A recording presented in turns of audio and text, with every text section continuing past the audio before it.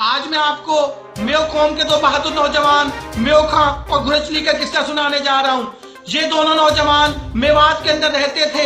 मेवात जो एक जन्नत नजीर इलाका है भारत के अंदर, उसमें रहते थे। एक दफा बकरियां गलती से किसी दूसरे के खेत में चली गईं।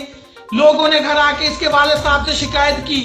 वालिद साहब ने इन दोनों बच्चों को डांटा और ये दोनों बच्चे घर को छोड़ के चले गए और मेवात के अंदर पहाड़ों पे रहने लगे। और ये देखें कि एक वक्त ऐसा आया कि जब ये दोनों नौजवान जवान हुए, ये दोनों मेयो खां घुरचली जवान हुए, तो ये कड़ियल जवान बने। और इनके बारे में आता है कि इन दोनों नौजवानों की आंखें इतनी मोटी आंखें थी मेयो खां घुरचली की।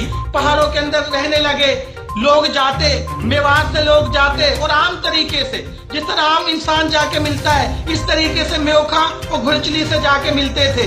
अब जब ये पहाड़ों पे रहने लगे, मेऊ होए और शरारत ना करे, ऐसा हो ना सके, तो उधर से क्या था कि एक लाइन जा रही थी, अंग्रेज फौज की एक टेलीफोन की लाइन जा रही थी। इन दोनों में नौजवानों ने, इन दोनों मेयो खां और घुरचली ने उस टेलीफोन की तार को काट लिया।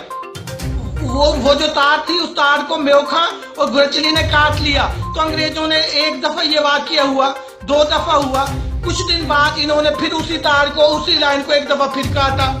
तो अंग्रेजों ने कहा कि कौन लोग हैं कि जो टेलीफोन की तार को बार बार काटते हैं, कौन लोग हैं? तो किसी ने बताया कि ये मेयो नौजवान है, मेयो खां घुरचली, वो ये हरकत करते हैं। तो उन्होंने कहा कि जो इसको पकड़ के लेके आएगा, मेयो कौम के नौजवानों को पकड़ के लेके आएगा, उसको हम इनामात देंगे। मुख्तसर के फौजें आ गई, इन दोनों नौजवानों को मुसलसल पकड़ने के लिए ट्राई की, लेकिन ये नौजवान पहाड़ों पे चले जाते, हाथ ना आते।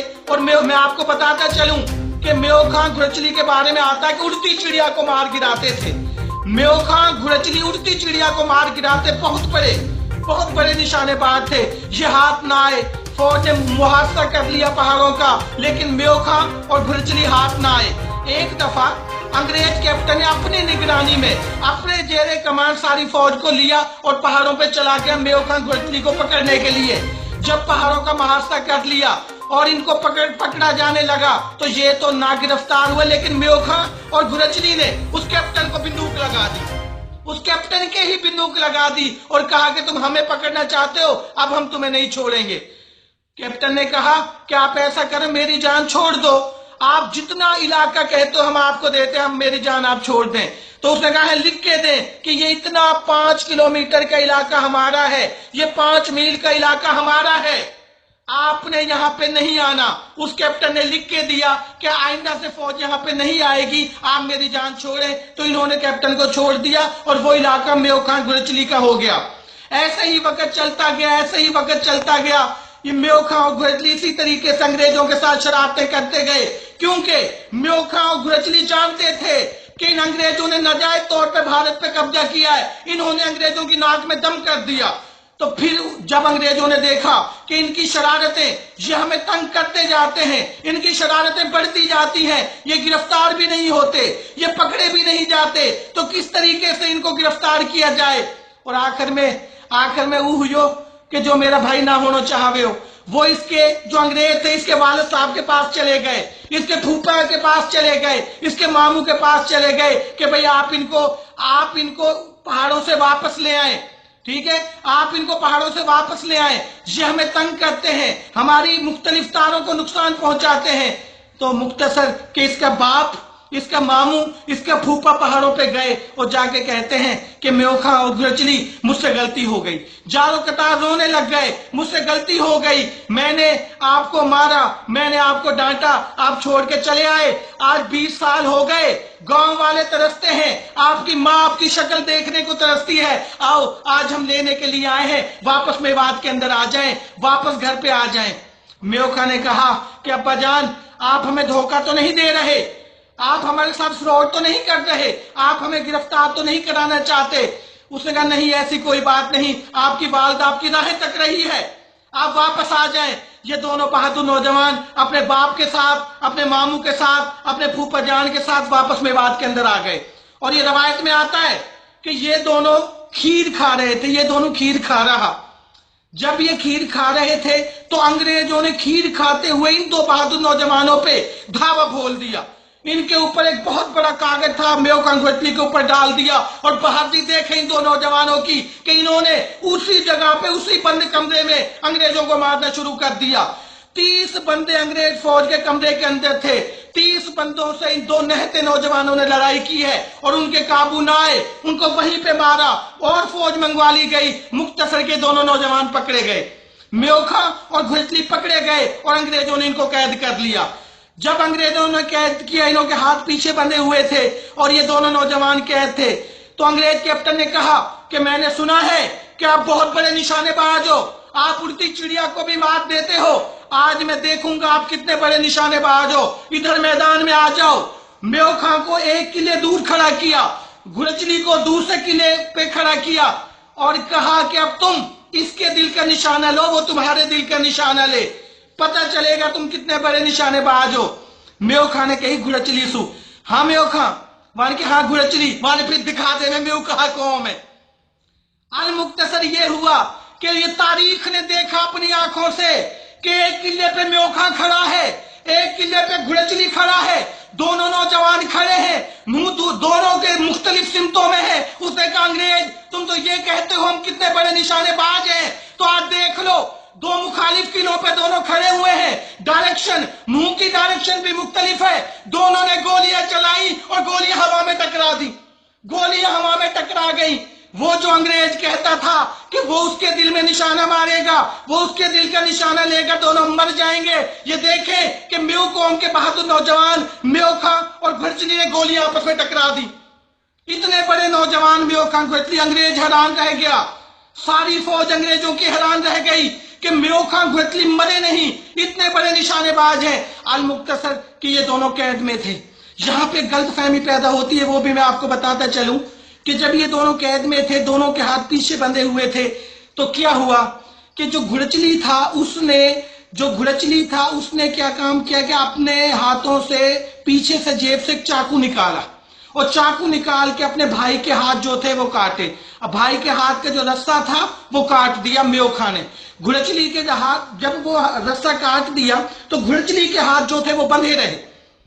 اب اس نے کہا کہ بھائی یہ اس نے میرے ہاتھ کھولے تو ظاہری بات ہے اس کے اپنے ہاتھ کھلے ہیں۔